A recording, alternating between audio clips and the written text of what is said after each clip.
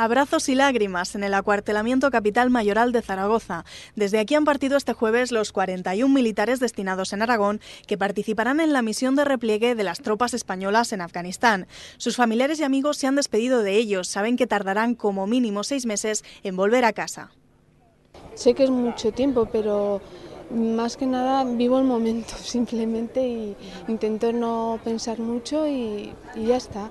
Luego pues las mujeres de los militares ya lo tenemos muy asumido, que vamos, en el caso de mi marido, como es muy vocacional y es algo que le encanta, pues ya estoy acostumbrada. Pues estamos pues muy apenados porque oye, son 6 meses los que tienen que pasar para allá y no saben las dificultades que van a pasar.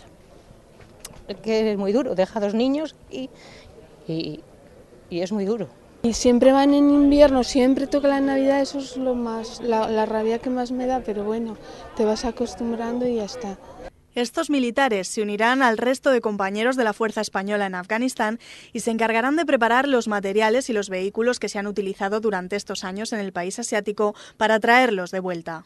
Es una misión principalmente de repatriación de materiales. La misión está finalizando y vamos a dar continuidad a lo que ya se lleva más de un año en el repliegue de todos los materiales, el acondicionamiento previo y todas las operaciones de mantenimiento y de preparación de los materiales para poder ser trasladados a territorio nacional. Estos 41 militares destinados en Aragón, de los cuales 3 son mujeres, tienen entre 24 y 54 años. 8 son naturales de la provincia de Zaragoza y otros 2 nacieron en Huesca. La mayoría están casados y dejan aquí a sus hijos. Su misión en Afganistán, por suerte, es una de las más seguras. Sin bajar la guardia con el tema de seguridad, la suerte que tenemos o la ventaja es que nosotros vamos a trabajar principalmente en el interior de una base militar, todo el tiempo que vamos a estar allí, encargado fundamentalmente de tareas logísticas, con lo cual estamos bastante seguros, protegidos por las unidades de protección y seguridad de la base. La unidad lleva más de 6 meses preparándose para esta misión,